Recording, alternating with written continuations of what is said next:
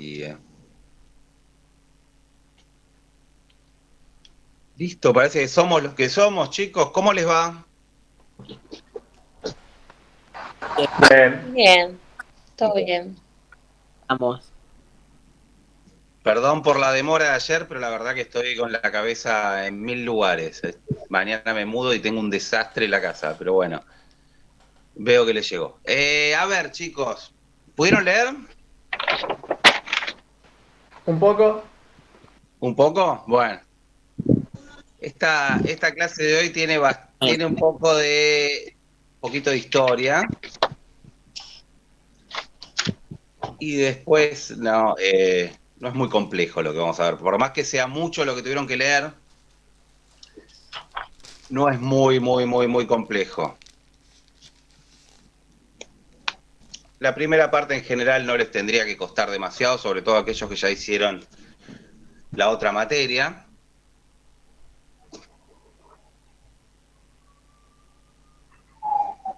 Bueno, a ver, tenemos un minutito más, a ver si entra alguien más y empezamos. Vieron que el material que tenían en el PowerPoint era exactamente lo mismo que le figura en el libro, que le figura... ¿Se dieron cuenta de eso? Sí, era lo mismo. Es lo mismo, es un está copiado y pegado en PowerPoint, pero no les va a cambiar, básicamente.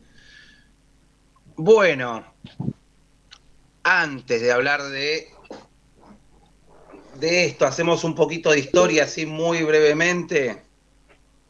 No hay problema que no puedas abrir el PowerPoint porque es lo mismo, te vuelvo a decir, así que despreocupate.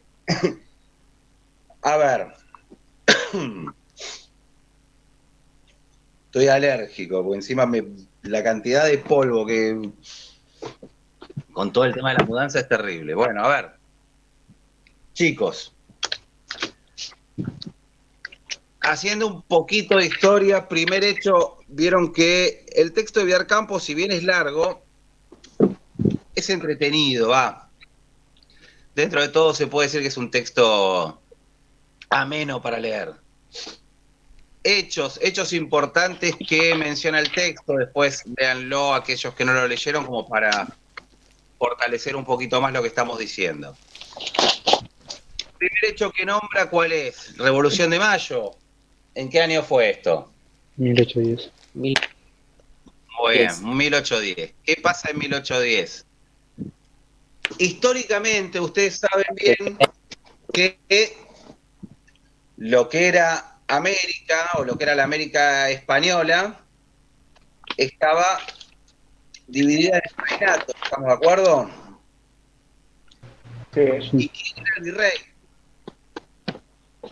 Cisneros. Cisneros.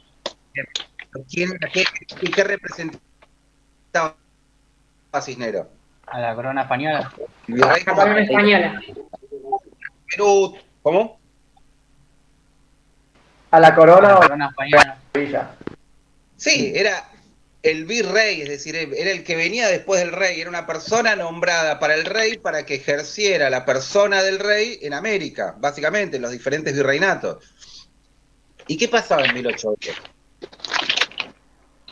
¿Qué pasaba con el rey? ¿Alguien Napoleón sabe? va de España y toma el rey. Napoleón va de España y toma el rey. España cae en No te manos entendí, perdón. por Napoleón.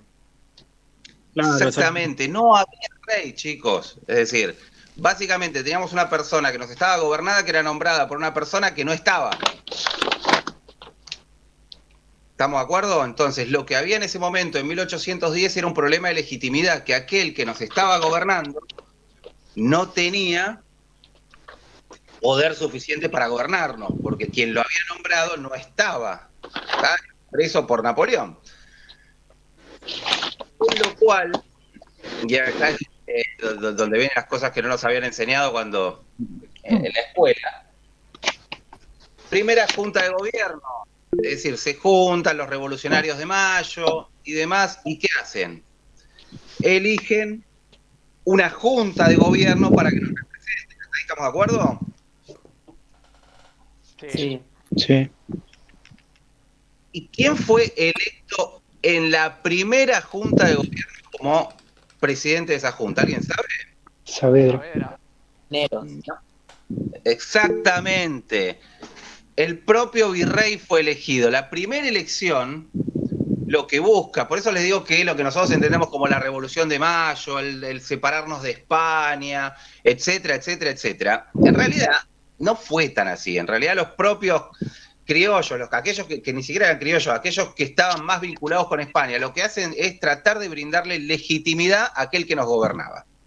Es decir, se elige como presidente de esa junta de gobierno al propio virrey para darle la legitimación que no tenía por no responder a un rey que esté en poder, claramente.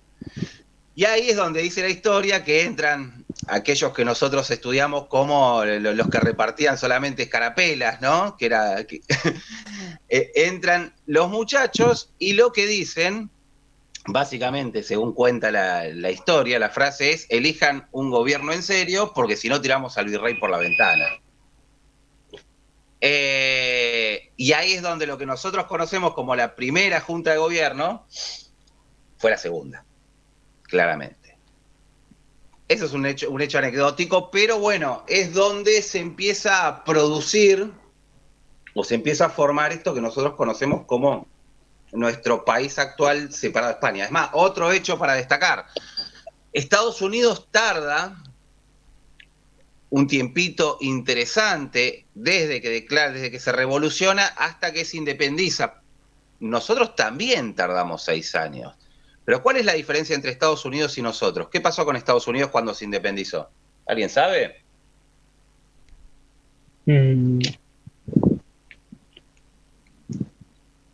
¿Con quién tuvo que pelear?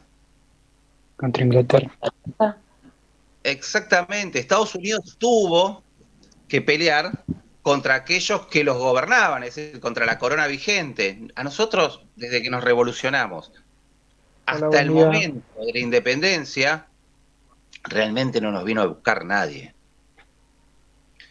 ¿Por qué se produce la independencia? La independencia, según dicen, es un pedido que hace San Martín diciendo: yo no puedo iniciar una campaña libertadora si yo no soy libre, es decir, si mi país no es libre, más allá de que tiene un contexto un poco más amplio lo que ocurrió, pero básicamente de la revolución a la independencia no pasó nada. Podríamos habernos revolucionado e independizado inmediatamente.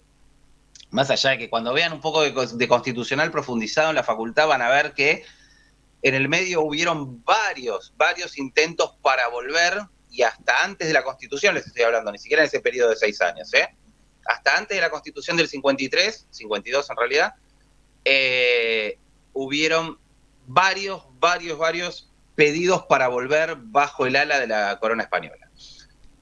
Anecdótico. Pero bueno, como para que ustedes se den cuenta, nosotros como hecho destacable, antes de la Constitución Nacional tenemos Revolución de Mayo 1810, la primer gran batería de derechos que se da con la Asamblea del año 13, en el 16 la independencia, y después nosotros entendamos que había una gran discusión de cómo se iba a organizar el sistema político o el sistema de poder en esta nueva nación.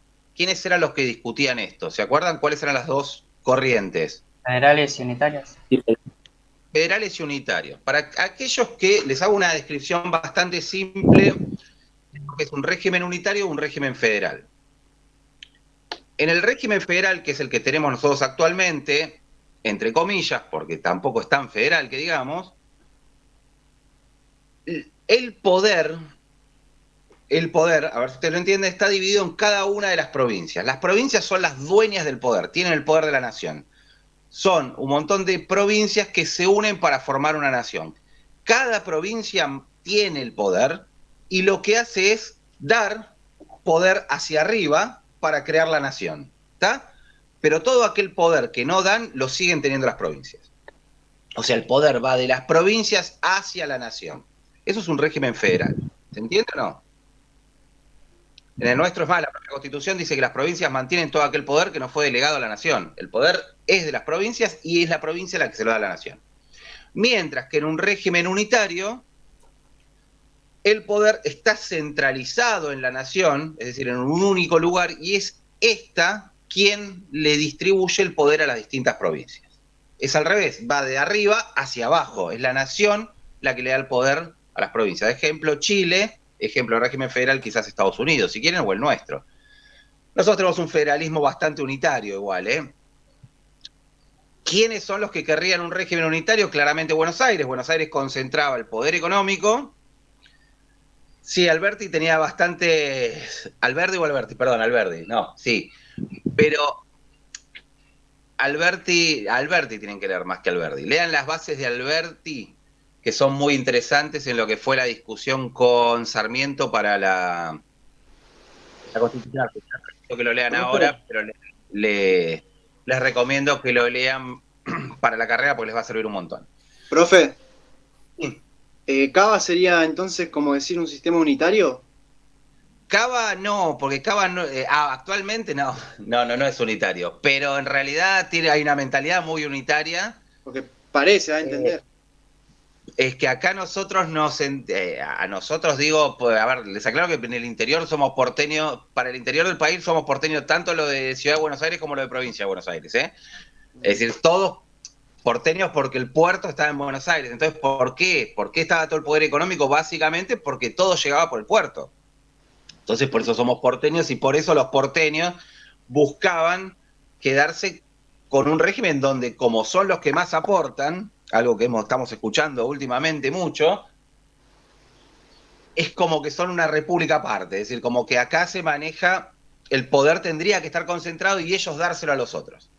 Ese era el concepto, entre los unitarios y entre los federales. Básicamente esto fue algo que llevó a conflictos internos, muchísimos, pero claramente la nación tenía mayor predominancia de provincias por cantidad en territorio que del propio Buenos Aires.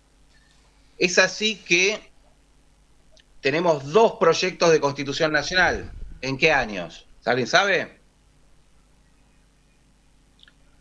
En 1919 y en 1926 son nuestros 2 primeros proyectos de Constitución Nacional. ¿Y qué tipo de constitución era esta? ¿Unitaria o federal? Unitaria. Ambas. Las 2 eran unitarias, exactamente. Eran 2 constituciones unitarias, por lo cual nunca fueron aprobadas, nunca llegaron a entrar en vigencia. Justamente, y dado todo este conflicto, ocurre en el año 31 algo que se llamó el Pacto Federal. ¿Qué fue este Pacto Federal? Básicamente, acordar que se iba a dictar una constitución de tipo federal, que todas las provincias debían ponerse de acuerdo para la redacción de una constitución federal. Terminemos con el acuerdo unitario, tiene que ser federal, no va a haber constitución unitaria. Básicamente ese es el concepto. ¿Y por qué si esto ocurrió en el 31, o por quién si esto ocurrió en el 31, nosotros no tuvimos redacción de constitución hasta el 52? ¿Por quién? ¿Alguien sabe? Rosas. Exactamente, por el gobernador de la provincia de Buenos Aires, Rosas, que lo impidió hasta el año 52, donde cae Rosas. ¿Qué pasa en el año 52? Se firma la primera Constitución Nacional que entra en vigencia en el año 53, se termina de firmar el 53 y entra en vigencia. ¿Quiénes firmaron esta Constitución? ¿Quién no firmó esta Constitución? Buenos Aires. Exactamente. Buenos Aires rechaza ser parte de la nación, básicamente. Se traslada a la capital Entre Ríos y Buenos Aires se declara rebelde, por decirlo de una manera, y no acepta ingresar a la nación argentina. Esto lleva a una serie de conflictos. Básicamente en el medio tenemos conflictos con Brasil, tenemos principalmente el conflicto con Uruguay, que lleva también a demorar el acuerdo, por decirlo de una manera, o la solución del conflicto con Buenos Aires. Les hago la versión corta. En realidad Buenos Aires termina perdiendo en el año 59 la batalla de Cepeda, y en esa misma batalla se firma el Pacto de San José de Flores, donde Buenos Aires acepta ingresar a la nación, obviamente con un poco de acuerdos con mayor flexibilidad para Buenos Aires, como que la capital esté en Buenos Aires y tener un poquito más de prerrogativas, o sea, pasa a ser un régimen federal con un Buenos Aires con un poquito más de poder, de todas maneras. Les hago breve porque en realidad hay un conflicto con Mitre, que en realidad gana la batalla, después se retira y demás, que bueno. Pero bueno, la pregunta es esta. Denme un segundo, chicos, por favor, ahí sigo.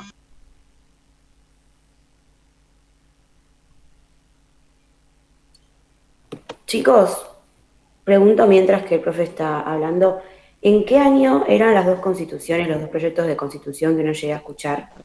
En 1819 y 1826. 1819 y 1826. Ninguna de esas dos, se hizo, digamos, porque eran unitarias. Perfecto, gracias.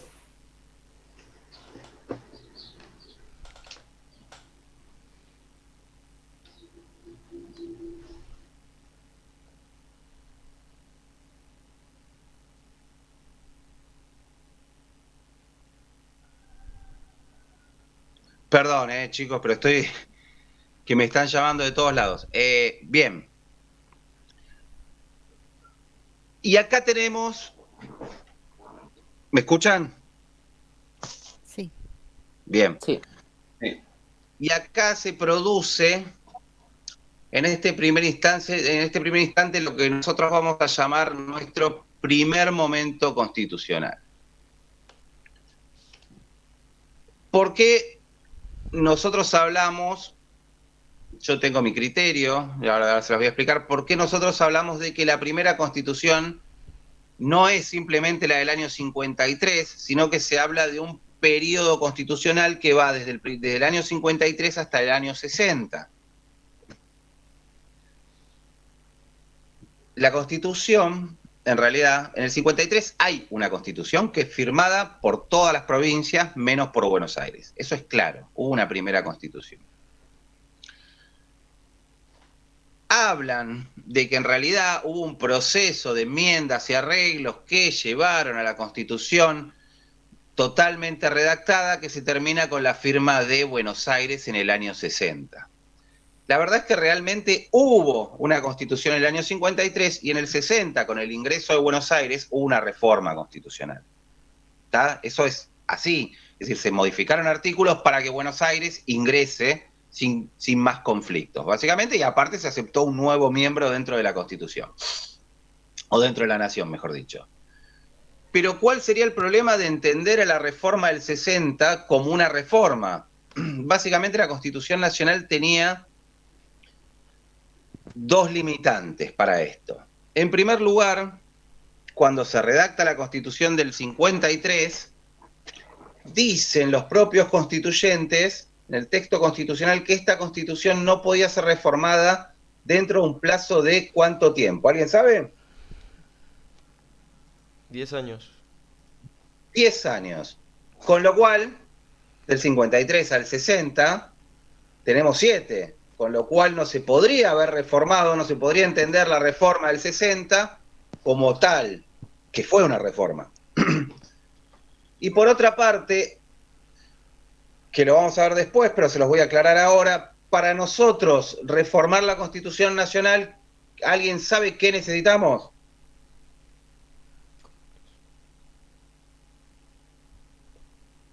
Una convención constituyente. Claro, en realidad lo que necesitamos, el proceso es así, nosotros necesitamos una ley que llame a la reforma de la Constitución Nacional. Esta ley crea una comisión constituyente, que es un grupo de especialistas que van a dedicarse a modificar lo que esta ley diga que hay que modificar. Lo que se va a modificar de la Constitución Nacional tiene que estar establecido en la ley que llama a la reforma. Yo no puedo modificar nada que no esté dentro de esa ley. Después los constituyentes son los que van a reformar esto. Y esta ley, a su vez, para ser aprobada, ¿qué necesita? ¿Qué mayoría? 2/3 partes. Sí, se llama mayoría agravada, 2/3 partes de la totalidad de los miembros de ambas cámaras. ¿Está? Con lo cual, claramente nada de esto ocurrió. Así que si bien hubo una reforma en el año 60, como no se cumplía ninguno de estos dos requisitos, se dijo no fue reforma. Como siempre los argentinos empezamos bien. Si ya empezamos con una constitución mal hecha, o no cumpliendo la ley para hacer la constitución. Al margen se dice que hay un periodo de reforma, de arreglos que llevan a esta primera constitución que culmina en el año 60. Hasta acá estamos bien, ¿no? ¿Qué tipo, a ver, cuáles son las influencias principales o cuáles son los dos hechos principales que marcan este primer texto constitucional? Hay dos hechos mundiales muy importantes, que son ¿cuáles? ¿La Constitución de dónde? Estados Unidos. Exactamente. Es la Constitución de Estados Unidos, que si bien el sistema de Estados Unidos, y ahí estaba la discusión entre Rojas y Alberti, justamente, y Alberti, perdón. Alberti, no, ay, tengo un lío en la cabeza hoy, perdón. Entre Sarmiento era. Donde se discutía que justamente hacer una constitución copiada de la de Estados Unidos era inaplicable al sistema argentino, básicamente. Luego, Alberti es muy bueno lo que dicen en las bases, porque ustedes vieron que uno de las pautas que tiene la Constitución Nacional es fomentar la inmigración europea. Eso fue dicho por Alberti. Pero Alberti decía, fomentemos la inmigración europea del norte. Es decir, Alberti quería que la migración argentina sea de Noruega, Suecia, los países nórdicos básicamente, porque él entendía que eran los que trabajaban. Nosotros somos todos hijos, nietos de Tano, españoles, algunos seremos originarios, pero son muy pocos, pero son muy pocos los que vinieron de los países nórdicos como planteaba. Pero bueno, no importa. Primera influencia fue Constitución Americana, sí. ¿Y qué otro hecho importante de declaración de derechos se produce en Europa? La Revolución Francesa. Exactamente, Revolución Francesa, libertad, igualdad y fraternidad. Nada de eso se cumple, pero bueno, al margen. Esto sienta la base de lo que son los primeros derechos, o los primeros derechos que recoge el texto constitucional, que son los derechos de qué tipo. No me digan de primera generación, pues sí son los primeros, pero ¿son de qué tipo? Políticos. No, son derechos civiles. Se llaman derechos civiles porque estos derechos de primera generación pues son principalmente los surgidos de la Revolución Francesa. Es más, si bien nuestra Constitución, como les dije la otra vez, soluciona un poco esta cuestión de que incluye los derechos naturales, es decir, entiende que hay derechos fundamentales que le darían base a la Constitución Nacional, lo que en su momento Kelsen llamaba la norma fundante, o la base de la norma fundante, en nuestro caso son los derechos fundamentales. En la Constitución Nacional, en el texto constitucional, se vieron plasmados derechos civiles, y no se vieron plasmados muchas veces derechos naturales. Es decir, ¿alguien sabe en qué artículo está el derecho a la vida, por ejemplo?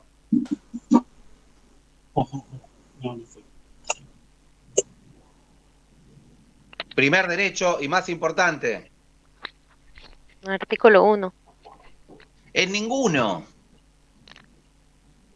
Se considera como un derecho implícito, pero nunca dijeron todo ciudadano tiene derecho a la vida. Lo único que hay es, en la nación argentina no acepta, en ese momento, ahora ya está prohibida, la nación argentina no aceptaba la pena de muerte por hechos políticos, nada más. Era por lo único que no iba a haber pena de muerte. Después podía haber pena de muerte por lo que quieran. No había expresamente en el texto constitucional un artículo que refiriese al derecho a la vida. ¿Desde cuándo hay un artículo que indirectamente refiere al derecho a la vida? Desde el año 94, cuando se incorporan los tratados internacionales sobre derechos humanos. Hasta ese momento no hubo artículo que refiriese expresamente a que todo ciudadano tiene derecho a la vida. Eso sí, todo ciudadano tenía derecho a la propiedad privada, por ejemplo, pero no a la vida. ¿Está? Eso lo que les quiero marcar es que era netamente una constitución influida por estos derechos llamados de primera generación, que eran los derechos que reclamaban aquellos que pasaron a tener el poder luego de la Revolución Francesa. En el hecho de la Revolución Francesa se cambia el eje del poder de una persona a un grupo de personas. Pero no pasa, a ver, aunque lo tratemos de idealizar, no pasa a tener poder todo el pueblo. ¿Quién pasa a tener poder después de la Revolución Francesa? La burguesía. Exactamente, aquel grupo que tenía poder económico, es decir, los otros derechos no pasaron a ser iguales para todos. Es decir, la burguesía, desde el momento de tener derecho económico, ¿qué es lo que quiere resguardar? En primer lugar, la propiedad privada. De los derechos, tenemos un artículo específico para la propiedad privada. Esto es lo que les quiero marcar. Es decir, este primer momento llevó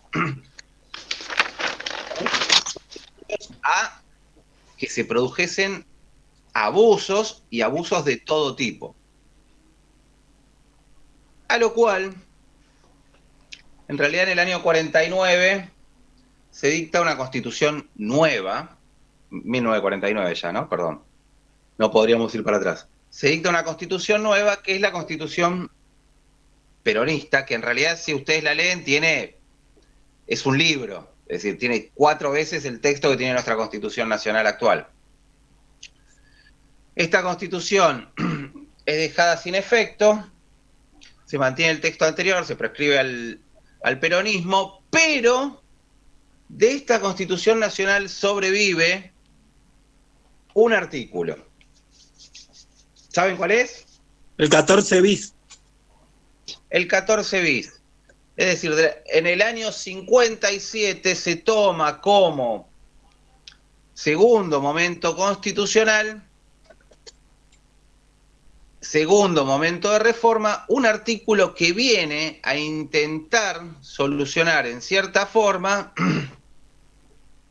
los abusos que se habían producido por esta primera constitución. Esto es un movimiento mundial, es decir, Argentina fue pionera en un montón de cosas, hay cosas que después pasaron a estar en los tratados internacionales, pero básicamente hay un movimiento que se produce con el estado de bienestar en la Alemania Weimar y... perdón, de Bismarck. Con Otto von Bismarck se produce lo que es el estado de bienestar, o en realidad se empiezan a dar los primeros beneficios que culminan con lo que se llama la seguridad social que se crea en Inglaterra. A ver, las primeras medidas que se empiezan a adoptar, como para que ustedes se den cuenta lo que fue este liberalismo extremo de el cero intervencionismo del Estado, el garantizar la propiedad privada, de que nadie se podía meter en nada y demás, las primeras medidas que se toman son para restringir la jornada laboral. ¿A cuánto se restringe la jornada laboral? Básicamente lo que se calculaba es que la persona tenía que tener, se discutía, entre 4 y 6 horas de descanso. Es decir, la persona podía trabajar 16, 18 o 20 horas, pero tenía que descansar 4 para poder servir y seguir trabajando. Estas son las primeras reformas que se producen. Después se dan reformas en pos de prohibir el trabajo infantil para determinadas cosas, no para todo. El trabajo infantil siguió existiendo. Estoy hablando a nivel mundial. Eran tales los abusos que aquel que se caía del sistema quedaba totalmente desamparado, por lo cual se empieza a crear un seguro de salud que en primer lugar era cubierto por la persona, después fue cubierto por la persona y su empleador, y finalmente fue tripartito. Tanto la persona, su empleador y el Estado llevaron a este seguro de salud. Y ahí empiezan a hacer lo que es la seguridad social, algo que nuestra Constitución Nacional, este movimiento que todavía no estaba culminado, lo recoge en el artículo, en realidad lo recoge la Constitución peronista, que luego se traslada al 14 bis en el año 59. que básicamente lo que busca es proteger, en primer lugar, no en primer lugar, sino a los trabajadores, pero no solo a los trabajadores, sino a aquellos que por determinadas razones no están en condiciones de trabajar. Es decir, a los niños y, que es lo que busca, lo que se llama, el artículo 14 bis son los derechos del trabajador y de la seguridad social. No lo confundan, porque esto se confunde en los exámenes. El derecho a trabajar, ¿en qué artículo está? 14. En el 14, es un derecho de primera generación. El derecho a trabajar y ejercer toda industria lícita. Mientras que los derechos del trabajador, que es la otra parte, derecho a trabajar está más orientado hacia el que quiere emprender o al que invierte su capital, mientras que la segunda parte está más dirigida al que invierte su fuerza de trabajo. Piénsenlo en esa ecuación. Y a su vez está dirigido a las personas que terminan su etapa dentro del mercado laboral, como lo podemos llamar. Es decir, aquel que termina de trabajar también tiene que ser protegido por el propio Estado. Y a su vez, en determinadas condiciones también se tiene que se tiene que proteger a las personas, las mujeres embarazadas, a aquellos que cursan una enfermedad y demás, también tienen que estar protegidos por el Estado. Bueno, el artículo 14 bis viene a proteger eso, ¿tá? En muchas cosas es hasta más amplio que los propios tratados internacionales que hablan sobre derechos de segunda generación. Es decir, en general no se encuentra en ninguno, tampoco es que se aplique mucho en nuestro país, ¿no? Pero está en la Constitución Nacional y podría exigirse el tema de que los trabajadores tienen derecho a participar de las ganancias o de los beneficios de la empresa donde trabajan. Tienen el derecho, lo que no quiere decir es que el empleador tenga la obligación, y ahí es donde empezamos a discutir. Bien. Hay un tercer momento constitucional. Entiendan que la Constitución, ahora vamos a cómo se divide la Constitución para que la entiendan un poquito mejor, pero igual lo podemos ver la próxima clase. El tercer momento constitucional, aquellos que somos más viejos tenemos un poco más de memoria, en el año 93 en realidad se produce, nosotros éramos un partido, Argentina era una nación, que sigue siéndolo, pero siempre fue una nación que, aunque no lo digas, es una nación bipartidista, es decir, el poder está concentrado siempre en dos fuerzas. ¿Por qué? Porque hay una fuerza que realmente es muy poderosa, que es el peronismo, y el resto de las fuerzas, en su momento fue el radicalismo, luego fue la Alianza, ahora es el PRO, y demás, o Cambiemos, o Juntos por el Cambio, o lo que sea, que se unen para ser fuerzas, salvo cuando fue el radicalismo como fuerza política, no hubo una fuerza política que pueda competir si no es de manera aliada con el peronismo, ¿no? Es una realidad argentina. El radicalismo fue fuerza política hasta la caída de la Rúa, donde empieza a caer, que de la Rúa ya había llegado vía alianza con el Frente Cívico, que en realidad era el de Carrió en ese momento. El Frente... no me acuerdo. No me acuerdo el nombre. El Frente Grande. Frente Grande. Frepaso. Frepaso. Sí. Con Chacho Álvarez, y tenía a Bordón también. Me acuerdo que Bordón había hecho una campaña, una excelente elección en algo a un tipo que era inesperado. Pero bueno, al margen, perdón. Se produce con la única fuerza, el radicalismo como partido político propio. En el año 94 se iba quien nos gobernaba, que en ese momento, que era el emperador Carlos I, una persona que quería seguir en el poder eternamente. Nuestra Constitución preveía que aquel que nos gobernaba no tenía reelección, pero duraba 6 años en su mandato. ¿Quién era el presidente en ese momento? Solo estaba interesado en poder ser reelecto Con lo cual, para lograr esa mayor, habría que realizar una reforma constitucional, ¿no? Como les expliqué, había que votar una ley que llamase a la reforma, que convocase a una convención constituyente y que estableciese qué era lo que se iba a reformar. La segunda fuerza política, que era el radicalismo, yo acá creo que el radicalismo estuvo muy bien en lo que hizo, porque realmente la única preocupación que tenía en ese momento Menem, que ahora se murió, ahora se lo puede nombrar, en ese momento no, porque era yeta, dicen, era ser reelecto. Y el radicalismo logró, en este acuerdo, que después fue tachado de traición y demás, realmente logró incorporar a la Constitución Nacional un montón de cosas. Como para que ustedes se den cuenta, en el gobierno de Menem se llegó a tener básicamente, aún sin decirlo, la suma de los poderes. ¿Por qué? La Cámara de Diputados en su momento le delegó poderes, la Cámara tanto de diputados como de senadores, le delegó poderes al propio presidente, cosa que está prohibida. No obstante eso, tenía las mayorías en ambas cámaras y a través de estas mayorías sacó una ley, escuchen, por la cual estuvo prohibido hacerle juicios al Estado.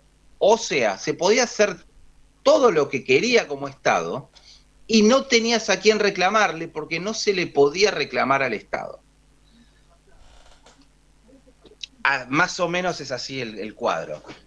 Tenía facultades extraordinarias. Tenía facultades extraordinarias. Exactamente. Vivimos de decretos de necesidad y urgencia, todo era de necesidad y urgencia, entonces se hacía lo que se quería a través de decretos de necesidad y urgencia. Profesor, los juicios. Profesor, además había una Corte Suprema que era totalmente adicta al gobierno. ¿Qué se hizo? La Corte Suprema, en un inicio no era adicta al gobierno, se agregaron miembros para tener mayoría. Es decir, vos tenías una Corte Suprema que te podía fallar en contra, entonces en vez de echar a los miembros, agrego más miembros y paso a ser mayoría. No, se hicieron barrabasadas, a lo cual, y no se respetaron un montón de derechos y garantías, a lo cual el radicalismo, en ese sentido, logró incorporar un montón. La ley de reforma decía que no se podía alterar la primera parte de la Constitución Nacional, y ahí es donde está el problema. Nosotros tenemos una parte dogmática y una parte orgánica. La parte dogmática es la que habla de declaraciones de derechos y garantías, y la orgánica de la organización del Estado. Lo que le interesaba modificar era, lógicamente, la parte orgánica, para tener mayor plazo en su gobierno, es decir, para poder ser reelecto. Pero no me toques la dogmática como está. ¿Qué se hizo? Se modificó la dogmática, pero agregando derechos. ¿Se entiende? No se tocaron los derechos que estaban hasta ese momento, sino que se agregaron nuevos derechos y garantías. Y en ese sentido, para destacar en esta reforma, más allá de la incorporación del nuevo periodo para el presidente, se formas de democracia semidirecta. Es decir, nosotros tenemos un régimen representativo donde dice que el pueblo no delibera ni gobierna sino por medio de sus representantes. Bueno, se agregaron, y acá también hay que leer muy bien, se agregaron la consulta popular, vinculante, no vinculante, y la iniciativa popular. La consulta popular vinculante o vinculante, también conocida como plebiscito o referéndum. Y la iniciativa popular, básicamente, que lo vamos a hablar más adelante, pero es darle el derecho al pueblo para que presente leyes, que tienen que tener un porcentaje, no importa. Y les dicen, la propia Constitución establece que estas leyes no pueden tratar sobre determinadas materias. Que no quiere decir que cualquiera de las otras dos herramientas sí puedan tratar sobre esas materias, y es donde es el propio Estado el que le pide a el pueblo que le apruebe leyes. Lo vamos a explicar mejor más adelante. Pero se incorporan estas formas de democracia semidirecta muy importantes. Se le da jerarquía constitucional a los tratados internacionales que después vamos a hablar, es decir, hay 7 tratados internacionales que en ese momento estaban firmados, pero que estaban por debajo de la Constitución. O sea que era una cuestión de que si yo interpretaba que la Constitución estaba por encima y había alguna contradicción, iba a aplicar la Constitución y no los tratados internacionales. Dejaba al arbitrio de cada juez qué aplicar, y cómo aplicarlo, cómo interpretarlo. Ahora, en el año 94, lo que hace es dársele jerarquía constitucional a los tratados internacionales, ponerlos a la misma altura que la Constitución, no dentro, sino a la misma altura. A su vez, se incorporan mecanismos de garantía y se les da jerarquía constitucional. Esto es muy importante. Se incorpora el habeas corpus, el habeas data, el amparo colectivo. Y en lo que estamos hablando de derechos, se incorporan los derechos de tercera generación. ¿Qué son los derechos de tercera generación? Como para que ustedes los interpreten, son los derechos hasta ahora. Los derechos de primera generación y los derechos de segunda generación eran derechos individuales. Eran derechos de la persona. ¿Está? Yo tengo derecho como trabajador, o yo tengo derecho a trabajar, o yo tengo derecho a la propiedad, o yo tengo derecho a la intimidad. Yo. Cada uno de ustedes tienen un derecho a eso. Lo que hace esta nueva Constitución es entender que hay derechos que son de todos. Como por ejemplo, ¿cuál?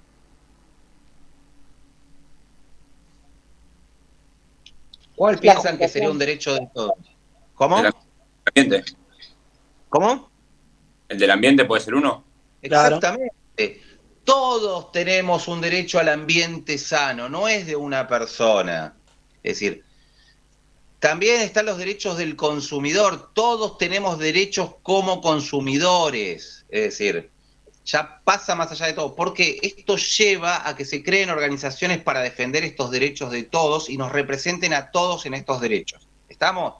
Eso fue. Y nos dan una herramienta para defender lo que es el amparo colectivo. También, cuando una empresa viola derechos de todos los consumidores o puede estar violando, tenemos asociaciones que nos pueden representar y que pueden a través de un amparo colectivo defendernos. Pero básicamente, después hay variantes del amparo colectivo que lo vamos a ver cuando veamos la clase de herramientas constitucionales.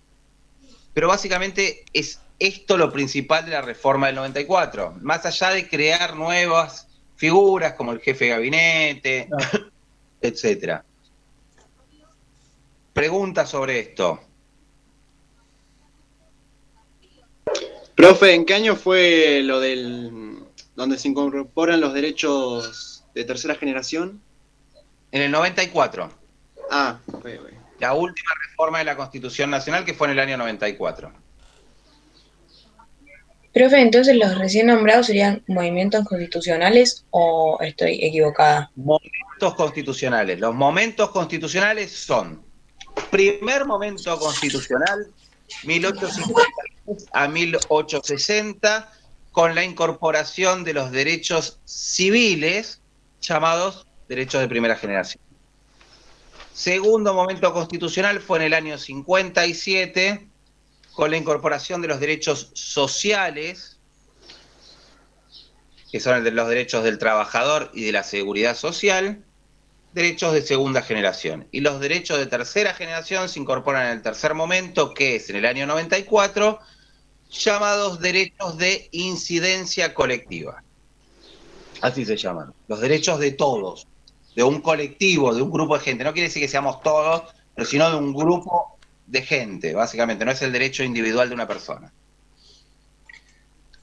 A esto, la clase que viene vamos a ver Marbury, vamos a arrancar con Marbury versus Madison, pero vamos a empezar a hablar de lo que es el principio de supremacía constitucional. ¿Qué nos dice este principio de supremacía constitucional? Básicamente, y acá volvemos a la pirámide de Kelsen, que hablamos en su momento, lo que nos dice que en la cima de esa pirámide está la Constitución Nacional. Y que esta Constitución va a ser el límite positivo y negativo del ordenamiento jurídico. ¿Qué quiere decir esto? Básicamente que nos va a marcar qué es lo que se puede y qué es lo que no se puede hacer. Y que ninguna norma contraria a la Constitución Nacional puede estar, ninguna norma que esté por debajo de ella puede ser contraria a la Constitución Nacional. ¿Se entiende? Básicamente la Constitución, porque lo van a haber definido de las dos formas. En primer lugar es el límite positivo y negativo del ordenamiento jurídico. Esperen que ya se los digo como está el libro, pero el libro lo dice así. ¿Qué quiere decir esto? Que la Constitución les va a fijar lo que se puede y lo que no se puede hacer. Y a su vez, ninguna norma inferior a la Constitución Nacional, es decir, todas las normas, pueden ir en contra de esta Constitución Nacional. Y ese principio también aplica hacia abajo. Es decir, en el ordenamiento actual, nosotros estamos hablando antes de la reforma. Antes de la reforma constitucional, nosotros teníamos Constitución Nacional, tratados internacionales y concordatos con la Santa Sede, que son como tratados internacionales pero con el Vaticano, y leyes nacionales. Ese era el orden. Nada de lo que está abajo puede contradecir a cualquier cosa que esté arriba. Una ley provincial no puede ir en contra de la Constitución provincial, una Constitución provincial no puede ir en contra de la Constitución nacional, etcétera. Una ley nacional no puede ir en contra de la Constitución nacional. Un tratado internacional no puede ir en contra de la Constitución nacional. En el ordenamiento actual, a esto le agregamos los tratados internacionales con jerarquía constitucional a la misma altura, que no son contradictorios porque están dentro de los derechos implícitos, son sobre derechos humanos, se tienen que aprobar previamente, que después lo vamos a ver. Pero básicamente el principio de supremacía es que la norma que está por debajo no puede ir en contra de la norma que está por encima. Y si aparte de eso estamos hablando que estas normas son Constitución Nacional, un tratado internacional o una ley nacional, lo que hay es algo que se llama una cuestión federal. No quiero enroscarlos mucho, pero básicamente quiere decir que yo en ese sentido puedo ir a pedirle a la Corte Suprema que me diga si la Constitución, si esto que estoy discutiendo es constitucional o no es constitucional, básicamente. Principio de supremacía, entonces, límite positivo y negativo, leyes de carácter inferior no pueden ir en contra de una ley superior. Bien, este es el concepto. Pero ¿quién controla esto? ¿Cómo se controla que esto no ocurra? El Poder Judicial. ¿Cómo? El Poder Judicial lo controla. En nuestro país sí, en nuestro país sí, pero vamos primero a hacer un poquito de marcar los dos sistemas existentes. En realidad, el primer sistema, que aclaro que no es el que se utiliza en nuestro país, es el llamado sistema de control constitucional centralizado. Es aquel donde, ejemplo España, ejemplo Francia, donde se crea un tribunal, que puede ser un tribunal o puede ser un órgano, es decir, no tiene que ser necesariamente un tribunal porque no tiene que estar necesariamente dentro del Poder Judicial, pero lo llamamos tribunal para que sea más fácil. Se crea un tribunal que solamente se va a ocupar de cuestiones constitucionales. Y este tribunal puede actuar, depende de cada país, pero les voy a decir, les digo marco, cómo funciona esto. Puede actuar antes de que salga una ley, cuando la ley sale, aun cuando no haya un caso concreto, detecta que puede haber una inconstitucionalidad en la ley y pide la inconstitucionalidad o decreta la inconstitucionalidad, o en un caso concreto llega una persona diciendo, mira, esta ley me resulta inconstitucional porque me afecta de tal forma, y lo va a resolver todo este tribunal, todas las cuestiones constitucionales. ¿Qué pasa en general con estos tribunales? Lo que resuelven estos órganos o este sistema centralizado hace que la ley sea declarada inconstitucional. Y si la ley es declarada inconstitucional, no se le aplica a nadie. En general, estoy hablando, ¿no? Puede haber casos particulares que no funcionen de esta forma, pero en general la función de un tribunal constitucional centralizado es eso. Puede declarar inconstitucional una parte de la ley, no necesariamente toda la ley, o puede declarar toda la ley inconstitucional. Hay determinados países, por ejemplo, ¿por qué les digo que no necesariamente es un tribunal? Que este órgano está integrado no solamente por jueces, sino que todo aquel que es presidente de este país, cuando termina, pasa a ser integrante del tribunal. ¿Por qué? Porque en una ley no se discuten solamente cuestiones jurídicas, sino que también se discuten cuestiones políticas, y la afectación o no tiene influencia. Francia es uno de los casos. ¿Cuál es nuestro sistema? Nuestro sistema es totalmente diferente. Nuestro sistema es un sistema de control constitucional llamado difuso. ¿Por qué es difuso? Porque en realidad cualquier juez, en cualquier instancia, ustedes se acuerdan que yo les hablé el otro día que yo voy a la justicia y empiezo por la primera instancia, y si me va mal o quiero recurrir, voy a tener una apelación que se llama segunda instancia, y en todo caso tengo la Corte Suprema en un sistema corto. Pero lo que quiere decir esto es que cualquier juez, en cualquier instancia, primera, segunda, casación, Tribunal Superior, Corte Suprema, de cualquier instancia, puede declarar la inconstitucionalidad de una ley. Cualquier juez. Ahí tenemos varios limitantes. Para que un juez pueda declarar la inconstitucionalidad de una ley, una de las partes que se está peleando, una de las partes que está en conflicto, tiene que pedirlo. No es que el juez va a ver la situación y va a decir, ah, no, esto es inconstitucional, declara la inconstitucionalidad. No. Tiene que pedirlo una de las partes. ¿Estamos? No es que lo va a hacer de oficio, como se llama. Es el efecto de esta declaración de inconstitucionalidad, es decir, yo declaro la inconstitucionalidad de una ley. ¿A quién va a afectar esta declaración de inconstitucionalidad en nuestro país? Al caso concreto. Exactamente, al caso concreto. Solamente la ley va a ser inconstitucional para las partes en ese juicio. Para esas dos partes, o si son más, si es un colectivo, no importa. Solamente entre aquellos. ¿Estamos? Sí. Solamente hay declaración de inconstitucionalidad. ¿Por qué? Ustedes supongan que la Corte Suprema, yo si quiero, puedo seguir reclamando esto hasta llegar a la Corte Suprema, y la Corte Suprema me dice es inconstitucional. ¿Por qué la Corte Suprema, más allá de estar dándole un gran valor a esta declaración de inconstitucionalidad, no puede estar declarando la inconstitucionalidad para todos? ¿Qué estaría haciendo la Corte Suprema? ¿Qué estaría haciendo con la ley de la Corte Suprema? Se me ocurre.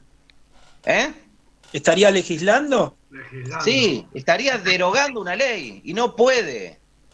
El órgano para derogar una ley es el Congreso Nacional, no es la Corte Suprema, ¿está? Por eso está la división de poderes.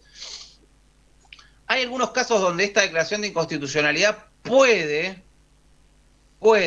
un caso concreto, ser un poco más amplia, o puede llegar sí a afectar a todo el mundo, que es en el caso de que exista un amparo colectivo, que es donde en representación de un grupo o de todos los habitantes se presenten determinadas organizaciones o individuos, o una muy buena representación de estos individuos, para solicitar la inconstitucionalidad de una ley, también a través de un caso concreto, obviamente por afectar derechos constitucionales, por ser contraria a la Constitución, o por ir en contra de cualquiera de estas tres que le dije arriba. Ocurrió, por ejemplo, en lo que se llamó el fallo Alavi, que lo tienen acá en el libro, que esto fue, si no me equivoco, si fue durante el gobierno de Duhalde o al principio del gobierno de Kirchner. Creo que fue el de Duhalde igual.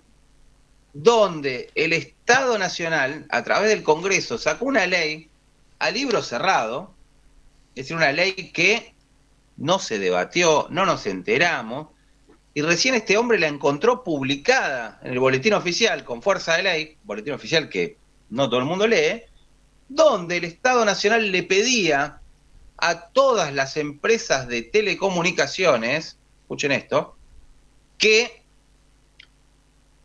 tenían que grabar las conversaciones de todos los individuos de la nación, tenían que tener un centro de servidores de grabación, donde iban a grabar todas las conversaciones, y no solo esto, sino que a pedido del Poder Ejecutivo tenían que enviar las conversaciones que ellos pidiesen. Con lo cual, la única persona que puede ordenar era netamente inconstitucional. La Constitución dice que todos tenemos derecho a nuestra intimidad, y a su vez dice que, llevado al presente, en realidad, piensen que lo dice en el 53, que es privada nuestra correspondencia y nuestros papeles y demás son privados, y que solamente pueden ser violados o pueden ser abiertos, por decirlo de una manera, se los traduzco, por orden de un juez. O sea, no pueden grabar nuestras conversaciones, y menos las puede pedir el Poder Ejecutivo. Las pueden grabar solamente si un juez lo ordena. Nada más, chicos. ¿Estamos? Después discutamos también lo que estamos viendo sobre el espionaje interno de nuestro país, si estaba bien, si estaba mal, sin orden de juez, grabando conversaciones de gente. Una barbaridad para mí. Pero tengo una pregunta. Sí. ¿Eso no sería derecho de la privación legal? Es derecho a la intimidad o derecho a la privacidad o derecho de reserva, y es inconstitucional que hagan eso. A lo cual, un amparo colectivo, donde hubo representación de todo el pueblo directamente, ninguno de nosotros nos llamaron, pero fuimos representados, y se declaró la inconstitucionalidad para todos. Es decir, no se derogó la ley, pero no se puede aplicar, con lo cual es uno de los pocos casos donde van a ver que puede haber un fallo. Más allá de que, en general, cuando uno tiene un fallo de la Corte Suprema declarando la inconstitucionalidad de una norma, los tribunales que están abajo, por un tema de economía procesal se llama, dicen, mirá, yo opino esto, pero como la Corte Suprema ya dijo esto, no. ¿Qué no quiere decir? Yo sigo fallando en contra de la Corte, y si querés que la Corte te falle a favor, tenés que llegar hasta la Corte, ¿está?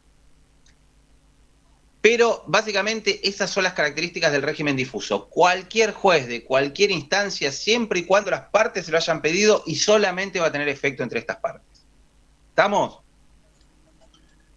Para la clase que viene, vamos a ver Marbury versus Madison. Y les pido que, aparte de Marbury versus Madison, lean no, vamos a hablar de la clase 5, ¿no? Porque después les dejo Caballeros de la Noche. No sé si vamos a ver a Arriola o vamos a ver Ponseti y Balbín. Lean clase 5 y lean Marbury versus Madison. ¿Está bien? Dale, buenísimo. Ok, bueno. Tengo una duda.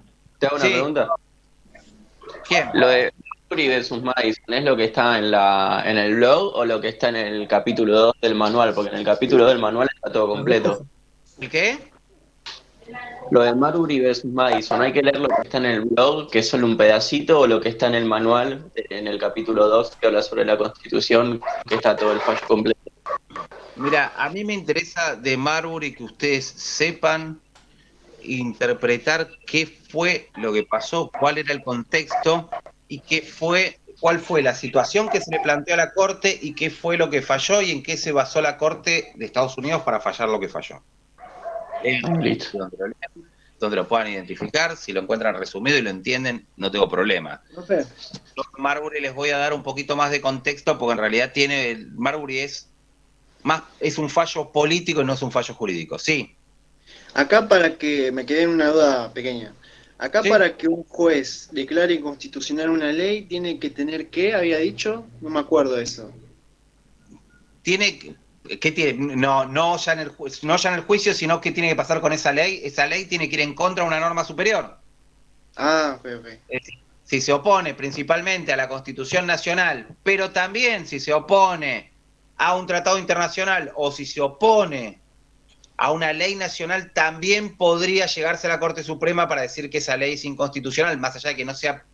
Porque las leyes nacionales lo que hacen es regular derechos que están en la Constitución Nacional. Entonces, indirectamente, está en contra de la Constitución Nacional. ¿Se entiende? Gracias. ¿Qué más? Yo tengo una duda. Para hoy había que leer el capítulo 2 del manual. Yo dije clase 2, yo dije que tenían que leer. No, clase 2, para hoy tenían que leer lo que era clase 3 y clase 4. Claro, yo me mareé, por eso te preguntaba, que pensé que había que leer el capítulo 2 del manual y me había mareado, pero nada de eso. ¿Cuál es el momento? Perdón, a ver.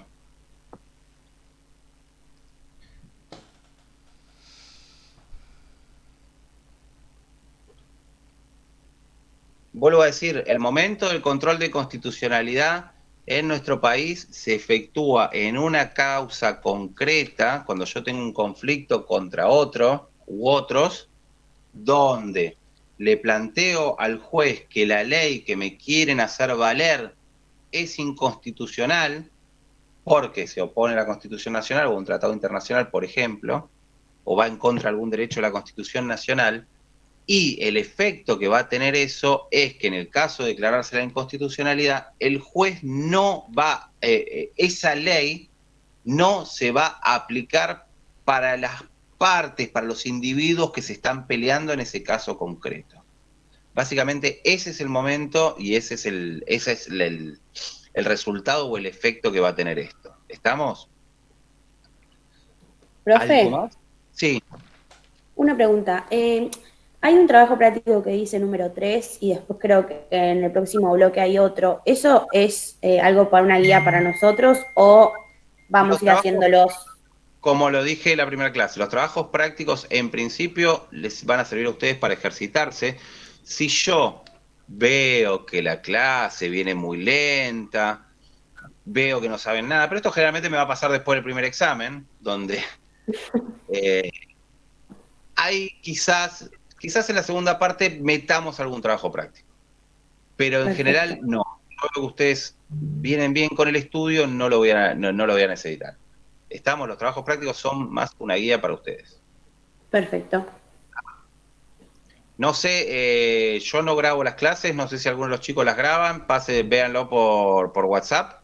No sé quién estaba preguntando, el tema es que ustedes a la clase tienen que asistir, si no tienen que pedirle a alguien que se las grabe, básicamente.